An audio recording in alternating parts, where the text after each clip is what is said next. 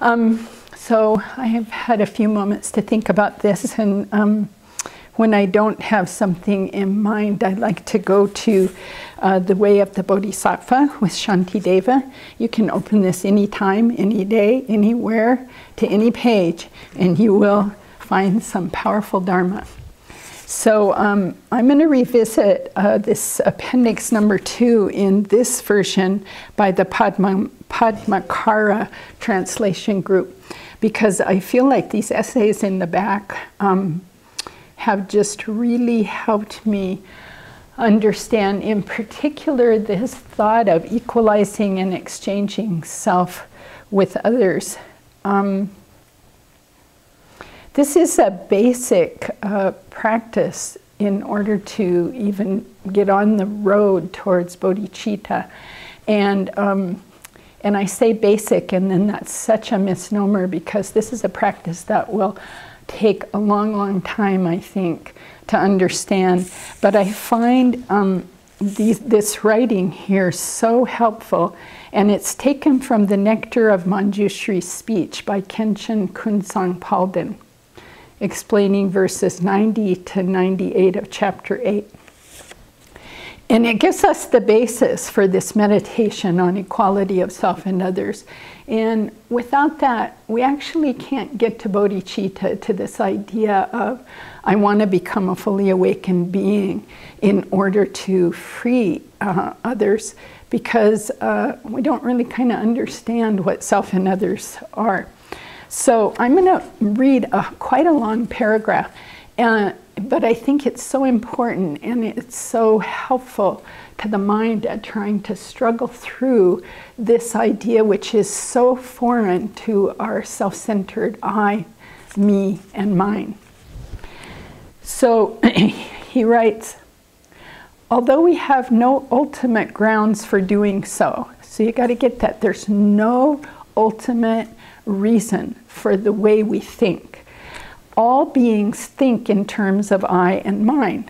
So we do this without any ultimate grounds for it. Isn't that interesting? Because of this, we conceive of other, fixing on it like something alien, although this too is unfounded. So this is how we go around the world with our unfounded basis of the way we think, and it's unfounded. Because, as he goes on, aside from being merely mental imputations, so we're making it up in our minds, I and other are totally unreal. They are hallucinations, in the word of Amazopa. So completely unreal. Both the I and the other is illusory. Moreover, when the non-existence of I is realized, so if we keep doing those meditations over and over, taking this self apart, deconstructing it, what is the I made up of? Is it inside this body? Is it somewhere out there? In my mind, in my thoughts, in my head? Which thoughts, which emotions, which part of the body? Which body? Think of all the bodies you've had in this life. Very, very different. Your 3-year-old body, your 13-year-old body, your 23-year-old body. Yeah, okay. So when these are illusory, when the non-existence of this I is realized, the notion of other also disappears, for the simple reason that these two terms are posited only in relation to each other. So logically that makes sense. If we take away the I, then we don't have an other. So because they're posited as though they're in relation to each other. Now I love this next line. Just as it is impossible to cut the sky in two with a knife. Think about that. Isn't that interesting? Likewise, when the space-like quality of egolessness is realized, it's no longer possible to make this separation between I and other.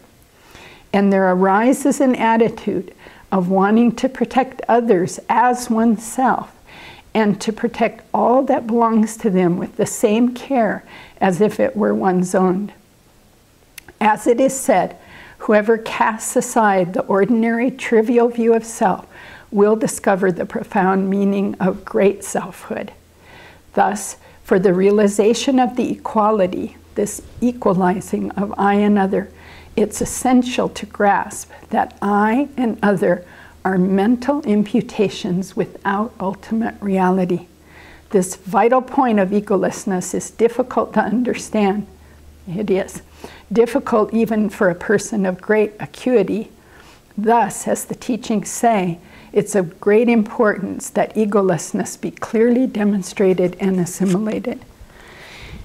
And reading something like this would be just the beginning to doing that.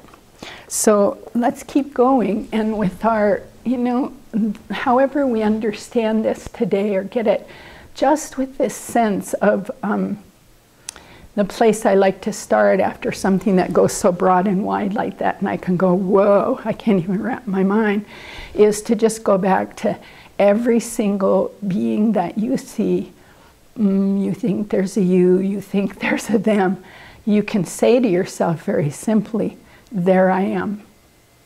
Keep trying that, okay?